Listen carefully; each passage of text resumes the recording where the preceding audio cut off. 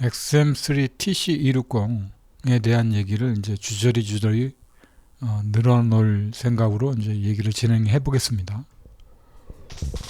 XM3를 구입하게 된 동기는 다른 게 아니고, 원래 이제 차를 소형차만 주로 계속 탔었습니다. 티코, 모닝 이런 종류의 차들을 타다 보니까 그 엔진이 좀 배기량이 좀 큰 차들에 대한 생각들이 좀 항상 그 자리에서 이제 머물러 있었던 거죠.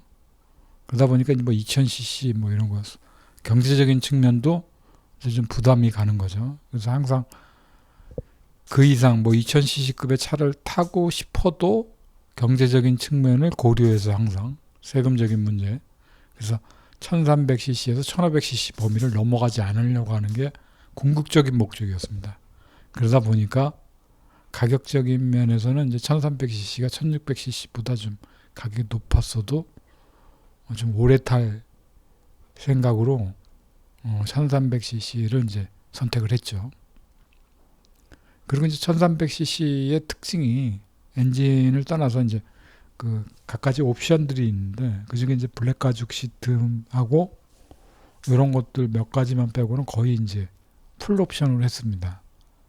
그런 이유는 여지까지 차를 사면서 한 번도 옵션답게 넣어본 적이 없었습니다. 그래서 어차피 인생을 살면서 꼭 한 번은 가득 풀 옵션으로 가보자.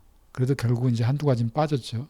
그 중에 하나가 이제 블랙 가죽 시트인데, 가죽 시트를 또 선택을 안 하게 된 이유가 가죽과 인조 가죽의 차이가 그렇게 그 질감이 크게 차이가 나지 않는다 그러더라고요. 그리고 이제 가죽 시트를 물론 이제 선택하면 더 좋은 점이 있겠죠. 돈을 들인 만큼 아무래도 실제 가죽이니까. 그리고 이제 통풍 시트와 열선 시트가 이제 포함이 되어 있는데, 인조 가죽에도 이제 열선은 가능합니다. 근데 그림에서 보다시피 가죽 시트의 경우는 이제 2열 쪽으로 가게 되면 1열 뒷받침대에 저게 이제 그물망으로 되어 있고, 인조 가죽인 경우에는 이제 그 그물망이 아니고 이제 뒤쪽이 저런 식으로 되어 있습니다. 포켓식으로. 근데 얼핏 보면은 포켓용이 좋을 것 같은데, 디자인상으로는 저렇게 그물로 된 인조 가죽 그 블랙 가죽 시트에 있는 저런 그물망이 훨씬 더 세련돼 보이긴 합니다. 가죽 시트의 차이점은 이제 육안으로 딱 봤을 때는 뒤쪽이 2열 뒤쪽이 이제 저렇게 가죽 그물식으로 됐다라는 것을 확인할 수가 있습니다. 스텔스 차박을 할 때 보통 이제 XM3 차량을 왜 구입을 했느냐 하는 이제 질책 같은 말들을 할 경우들이 있습니다. 요 차의 이제 그림에 있는 모양을 보면은 이제 이런 거는 이제 산타페라든가 요즘은 토레스 같은 차량들이 이제 이렇게 스텔스 차박을 할 때 상당히 좀 차체가 높다라는 그런 부분하고 길이가 좀 길다라는 이유에서 이제 더 월등할 것이다 그들 이제 판단을 하는 거죠. 하지만 이제 XM3가 이런 경우에서 크게 뒤지거나 그런 거는 없습니다. 차박을 하는데 불편함이 없는데, 그 성인 남자들이 봤을 때 이제 그런 부분들이 불편하다 이거죠. 근데 모든 걸 다 갖추려면은 사실은 제일 좋은 건 집안의 여유만큼 차 안이 또 편리할 수는 없습니다. 그렇게 생각하면 그게 같은 얘기거든요. 그래서 이제 XM3를 부각시키기 위해서 하는 얘기는 아니고, 앞서도 얘기했지만 이제 경제적인 측면 이런 게 굉장히 크게 좌우를 했다는 거. 이게 이제 아무래도 XM3를 선택한 첫 번째 요인이었겠죠. 그리고 이제 디자인적인 측면이겠죠. 이렇게 측면에서 보면은 이제 이게 이 태가 여느 차하고 달리 이제 딱딱하거나 질감이 좀 묵직한 느낌의 그런 차가 아니고 굉장히 곡선적인 느낌이 있는 차이기 때문에 디자인적인 측면에서도 크게 떨어져 보이질 않습니다. 그래서 이게 원칙적으로 봐서는 이제 젊은 사람들이 많이 선택을 할 것 같은데, 저도 보는 눈이 젊기 때문에 이 차가 눈에 더 들어왔던 거죠. 그래서 이제 이 디자인적인 측면이 이제 두 번째 많이 작용을 했고요.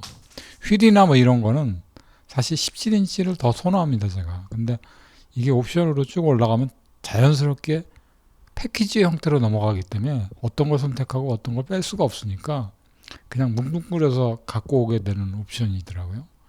사실 계기판도 아날로그 계기판은 좀 감성적으로 좀 놔두고 싶었던 생각이 드는데 그것만 싹 뺄 수 있는 입장이 아니기 때문에 패키지 형태로 모든 게 다 있으니까 그게 그것만 넣고 다른 걸 뭐 필요한 걸 넣고 할 수 있는 입장이 전혀 안 됐더라고요. 그래서 이제 이 차를 선택한 결정적인 또 요인이 이제 디자인이죠. 그 다음 또 보게 될 수 있는 게 이제 이 적재 공간입니다. 뒤에 이제 트렁크가 보면 알다시피 이게 높이만 높지 않다 뿐이지 깊이가 이제 3단으로 되어 있습니다.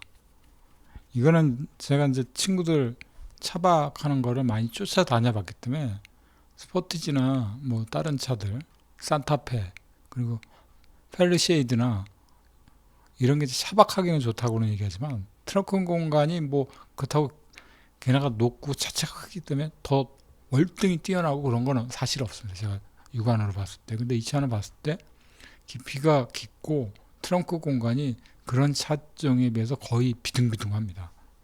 그러니까 이 안에다가 캠핑 장비라든가 뭐 이런 거를 올려놓을 수 있을 만큼 충분한 여유가 됩니다. 만약에 그보다 더 많은 짐을 싣는다 그러면 화물차를 사는 수밖에 없겠죠. 차가 최적화를 시키는 과정에서 이 화물 공간이 많이 이제 기능적인 측면이 이렇게 활용될 수 있기 때문에 이 차가 배기량도 작고 세금도 작으면서 그런 극대화된 효과를 노릴 수 있다고 본 거죠. 그리고 이제 또 하나 볼 수 있는 건 이제 트렁크가 이제 해치백 스타일인 듯하면서 이제 멋스럼도 있지만 안정성입니다. 이게 차가 길이가 소형차 부분에서 굉장히 큰 차입니다. 제가 봤을 때 소형차라고 하면 보통 이제 한 4m 정도 폭 안쪽이거나 4m가 조금 넘거나 뭐 이런 경우들인데 지금 4.6m 가까이 되거든요, 이 차가. 근데 실질적으로 안에 들어가 보면은 공간이 좁다든가 뭐 물론 이제 그렇다고 5명 타는 건 다 똑같습니다. 똑같은데 앞뒤에 이제 그 본네트와 트렁크 쪽의 공간의 여분이 운전자를 중심적으로 만들어진 차라고 보여지는 게 느껴졌거든요, 이 차에서. 그래서 작지만 이 차급에서는 굉장히 안정적이다. 그런 느낌이 들었던 차 중에 하나입니다. 그래서 이 차를 선택한 또 하나의 부분입니다. 그리고 엔진입니다. 엔진이 1300cc면서 이제 좀 다운사이징 엔진이라고 그러죠. 그 파워풀한 느낌이 굉장히 와닿습니다. 물론 이제 몇 번을 시승을 해보고 평가를 한 겁니다. 2.6하고. 근데 1.3이 주는 이제 이 느낌이 굉장히 부드럽고 과거에 이제 기준으로 봤을 때 1300cc급에서는 도저히 이런 힘이 이 차급에서 나올 수가 없거든요.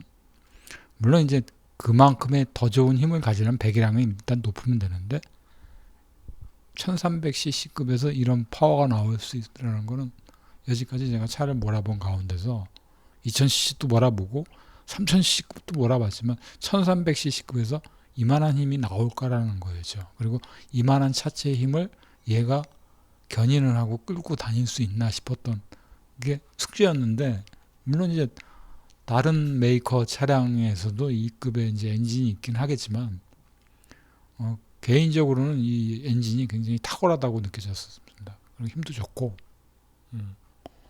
내가 이제 잘만 운전을 하면은 이 효율적인 부분을 다 극대화시킬 수 있다라는 것을 분명하게 가졌기 때문에 결론적으로는 또 이제 최종적으로는 이 엔진에 이제 매료됐던 거죠. 그래서 이제 선택을 하게 된 큰 요인 중에 하나입니다.